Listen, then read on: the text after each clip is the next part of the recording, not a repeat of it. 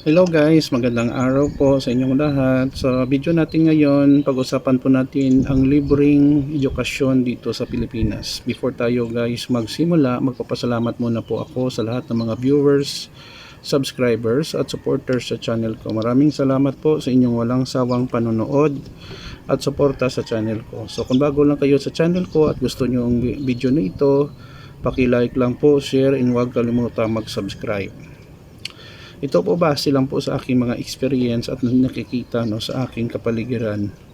Ano bang libreng edukasyon dito sa Pilipinas? Meron po tayo, especially sa mga sa mga public schools, elementary to high school including college. Noong una, ang college ay may mga matrikula, pero ngayon mga state colleges and universities or SUC ay nagbibigay ng libre na matrikula, including miscellaneous sa ibang bahagi ng Pilipinas. Libre lang po 'yon. Pinangunahan I think ni former Senator Bam Aquino ang free college education at in-implement during that time of President Rodrigo Roa Duterte. Hanggang ngayon, ang libre na edukasyon sa college at universities ay in-implement pa rin ni PBBM or President Ferdinand Marcos Jr.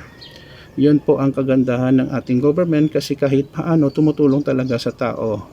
The only problem with free education, particularly sa college, ay may certain limit. May criteria po sila. Hindi naman lahat ma-accommodate nila, so there is an interview, exam. So kung hindi ka makapasa, hanap pa naman ng ibang school, So alternative, meron tayong TESDA. TESDA naman wala naman limit sa number of students as long na may schedule sila. And then may babayaran siguro maliit lang sa TESDA. And then may mga training din ang DICT or Department of Information Technology, Department of Information Technology and Communication. Mga short courses, libre naman 'yon, So wag kayong guys mabahala, kasi ang government natin hanggang ngayon ay tumutulong sa mga kapwa nating Pilipino na makapag-aral. Kailangan lang talaga natin seryosohin at bigyan ng pansin ang pag-aral kasi libre naman ang edukasyon natin. Ibang government school mayroon babayaran pero hindi masyadong malaki.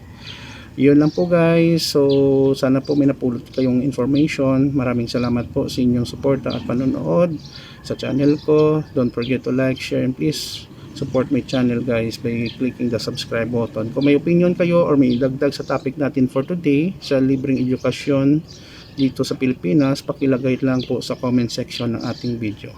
Kita-kita po tayo sa susunod na video guys. Ito naman po kaibigan nyo si Jake. Paalam.